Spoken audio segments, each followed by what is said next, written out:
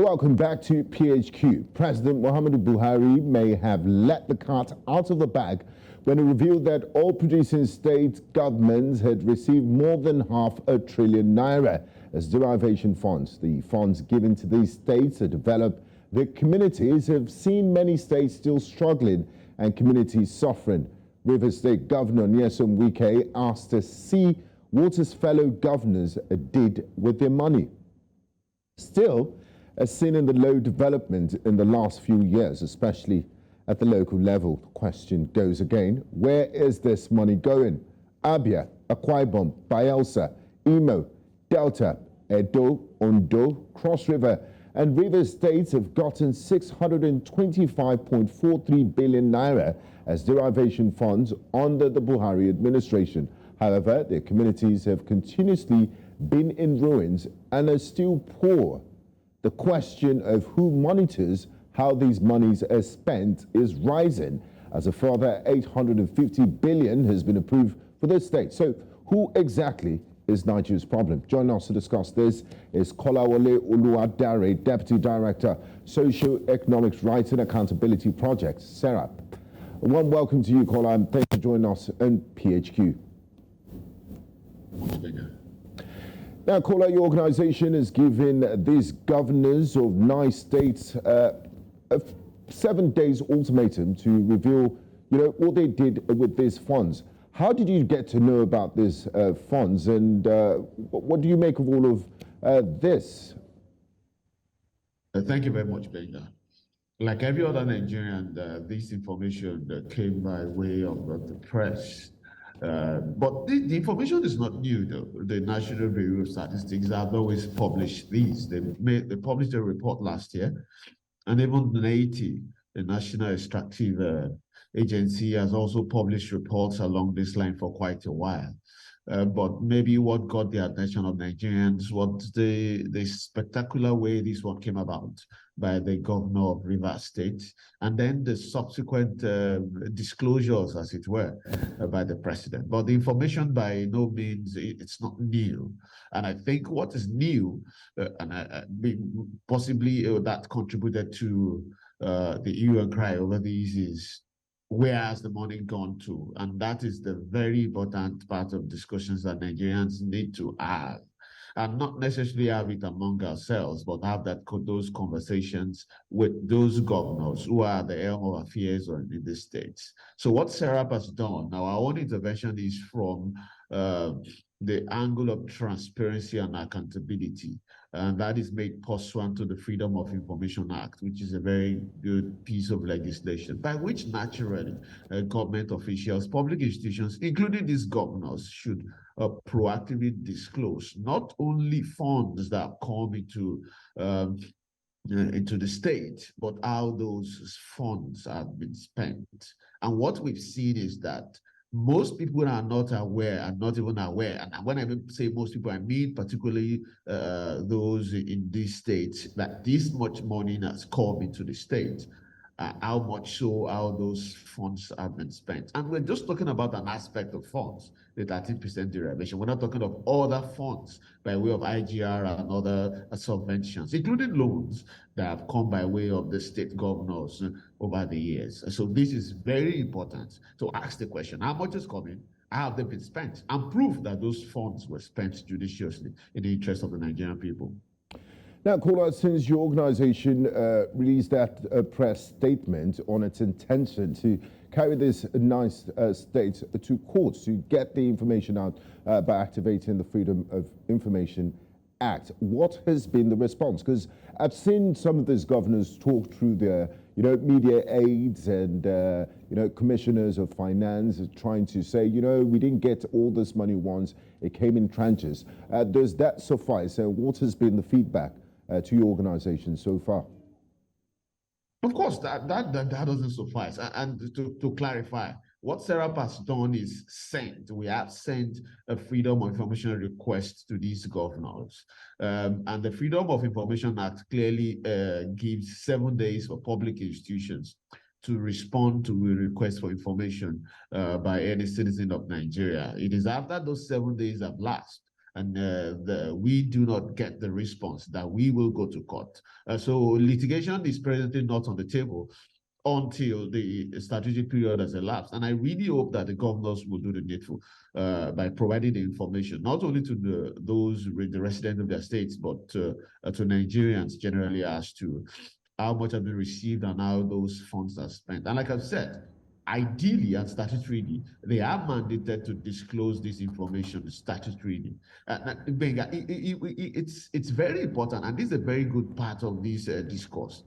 These states have budgets annually. Can they show the people of the states how much is coming, how these funds have been inserted in the budget? Or are you telling Nigerians that these funds were spent outside the budget? Of course, that would not be possible. I mean, so, some of them have said they took loans in lieu of the expected funds. No. Did they say that? Even when you take loans are forecast or expenditures that will still form part of the appropriation for that budget financial year. So you can finance your budget partly with loans, but that does not mean that funds that have come in there, even if they are unexpected, ideally, if they are not captured in the appropriation, which is a forecast of what is going to be spent, in the auditory process by the Auditor General of the states, naturally, and that will come out as well. So the governors really have no excuse. And to speak directly to the question you asked, public statements by their aides do not suffice, because they do not capture the essence of the questions that Serap is asking. And I believe this even a commissioner of finance. It's not about who is speaking, it's about the information that is provided. Even if a clerk provides the information that we need, that is fine. It is not about the title of the person providing information, it's the quality of the information being provided. And what we're asking is very simple.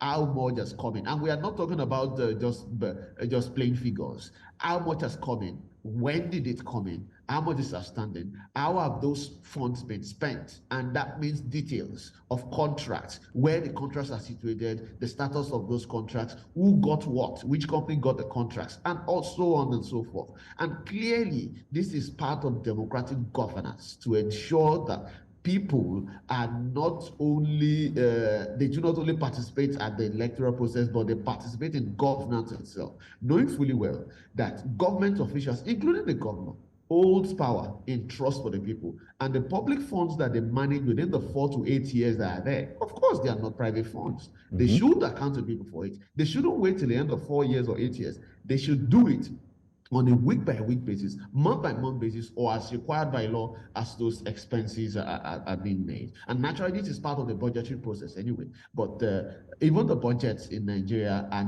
not that open.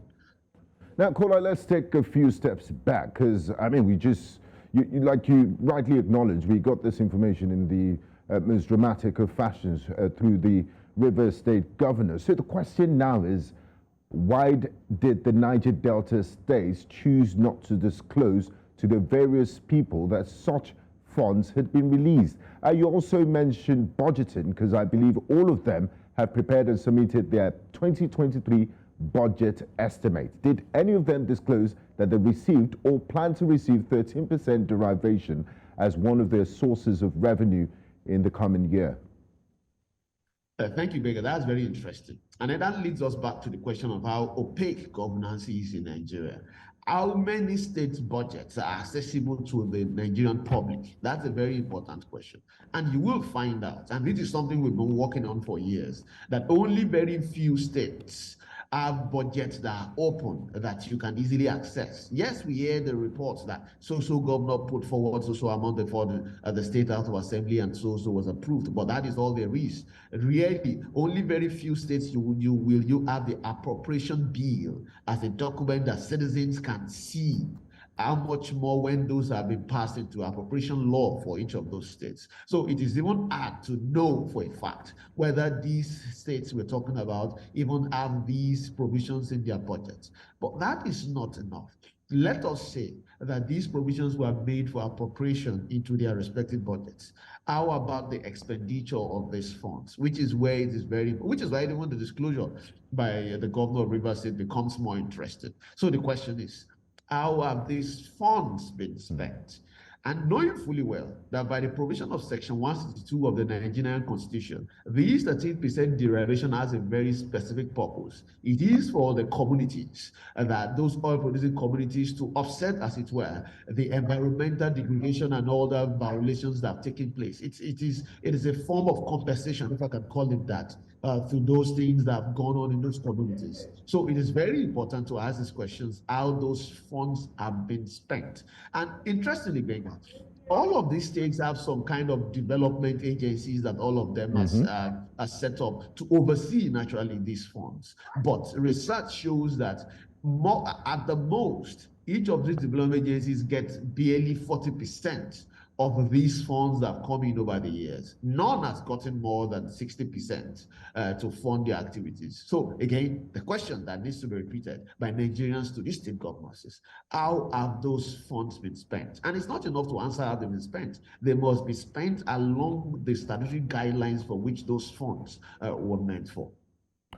Quite very important question indeed. Recently, we've seen the blame game between Abuja and the state governors. You know, the federal government saying, you know, these governors, some of them have been referred to as emperors in different quarters. They say they are so powerful with little oversight that they're responsible for the poverty that we see in the country, and the governors say no, the center gets the lion share of the revenue that comes into the country. Let's look at a state like Delta State, for example. Delta State has many pensioners languishing. Delta State admitted receiving 14.7 billion in 3 quarterly payments, but went ahead to assess 30 billion from banks out of the 100 billion bridging funds sought by the Delta State government. I think it's quite sacrilegious for an oil-producing state with its population to still owe pensioners. So is it that there's a culture of impunity? Why is Delta State still owing pensioners with all of this money? And what are the consequences from Serap's point of view of not disclosing and transparency in the monies that come in and go out of state government coffers? Gbenga, you have said it all. It is impunity. It is impunity at very alarming rates. But it's not surprising for what we've seen. The absence of political will from the highest office, and I'm talking about the president, to really tackle corruption speaks volumes, and it trickles down to the state governments and even to the local government councils in the management of affairs and public funds. So it is not surprising that we see instances like this. And it's very interesting to know that some of these states that have collected so much rank among some of the worst debtors, high-profile debtors. And I'm talking about external debt in Nigeria. According to the Debt Management Office, for instance, Delta State as at June 2022 owes more than 378 billion naira. And so it's not surprising that you also find states like these owing not only salaries, but pensions as well. That again prompts that all-important question. These funds are coming since you did not disclose that these funds are coming. And if by any chance there's been a disclosure that these funds came in, how have those funds been spent? And we can all point out to how some of those funds have been spent, really. We have the states, some of the states, more than 20 states in Nigeria have pension laws that pays pension to governors and deputy governors who spent 4 to 8 years in office. Again, it is not surprising if some of these funds have found their way into such wasteful spending. We have states still pay what is called security votes, which are bogus amounts that are not really statutorily backed up by any law, but really, and it's not, it is not used under for its any kind purpose. of oversight. Really, and Gbenga, it is not because we don't have laws that put these governors in check as part of the democratic principles of checks and balances. It is just impunity. That is what it is. For instance, yeah, but if there are no consequences for behavior, for bad behavior, people will continue to repeat it. So what can civil society do, organization like yours? Because Nigeria is a democratic society. You have to, I guess the people have to wait till the next election cycle before they say, okay, these guys didn't do, they weren't judicious with the money they got. We don't want them in power again. Otherwise, it looks like it's going to go on for a long time. No, no, not at all, not at all. And that is why we are having the conversations like this. Subject matters like this forms a part of critical public discourse, particularly leading to elections. It means people can frame the electoral issues around very important issues like this and not around the petty, mundane issues of politics, tribe sentiment, and religion. So it's very important that we're having these discussions at a time like this. And people can really hold government to account by taking up initiatives, like Serap has done. We will not continue, we will not stop our advocacy to ensure that transparency and accountability is important to Nigerians. And the least we would expect from these kind of issues are that the people of this state should be able to take up these issues and press it home to ensure that the governors really account for these funds. And that is not only left for people in the all producing communities, it is all for all citizens of those states and all Nigerians to ensure that governors really account for this money. And as I was saying, Gbenga, it is not because the law did not make provisions to check instances of abuse of power and lack of transparency. It is just impunity, which, like I've mentioned, starts from the highest office in the land. For instance, we have the Auditor General of the state, who is meant statutorily by the provisions of the Constitution to audit all the spendings, the public spendings of the governor of each state every year. And he, by law, must produce a report that is published and sent to the House of Assembly of each state. But the question is, again, we need to ask, is the Auditor General of the state, is he carrying out his duties, his or her duties? And if he's doing so, the public also has the right to ask for a copy of that report, which should be published annually. But again, is that done? Even per chance, like we've seen at the federal level, where the Auditor General of the Federation publishes the report annually, it makes recommendations year in, year out. Nothing is done about it. Again, so it means impunity continues to reign. Unfortunately, the people of Nigerians, particularly the poor, who are disproportionately affected by these issues, continue to bear the brunt of this mismanagement of public resources. It's really sad, Gbenga, very sad. Now, Kolo, there's some that say, you know, the man that let the cat out of the bag and brought out this, what is now known as an open secret, Governor Nyesom Wike, set out to be a little mischievous because he didn't give all the information required. Like, for example, he didn't say, you know, these monies were received in trenches and all of that. Is this a non-issue? Of course, it's a non-issue, Gbenga, and that is why we get divided and distracted by pedestrian and petty issues that really do not speak to the heart of the matter. Whether he had made disclosures, how the funds came in or not, is really immaterial. And whether the funds really came in fact, in tranches, is really immaterial. What is material is who got what and how those funds were spent. And that is what is important. And as part of the disclosures on the part of the governors, they are free to tell the truth, to say, okay, we got them in 8 tranches, we got them in 10 tranches. And we can do the math, of course, and to say how this is how we spent it. It's not a big deal. For instance, if you have awarded a contract for a particular project and you do not get all the funds to do it because the funds are yet to be released, of course, the books will show that you are ready to get those funds. And even the statement from the presidency was clear as to how much has been paid, the tranches, how those funds have been paid, and even how much is left outstanding that should be paid to each state. So really, it is immaterial, the nature of the disclosure, or whether the funds came in tranches. Nigerians should not be distracted by these petty exchanges by politicians. They are not the issues. The issues is transparency and accountability. And they need to ensure that this dividends of democracy, the management of public funds, get to those who need the most, the poor, the vulnerable, and in this instance, the people in these oil-producing communities. A fine place to close this conversation. Thank you very much, Kolawole Oluwadare, Deputy Director at the Socio-Economic Rights and Accountability Project, Serap. It was a pleasure talking to you. Do appreciate your time and insight. Thank you very much, Linda.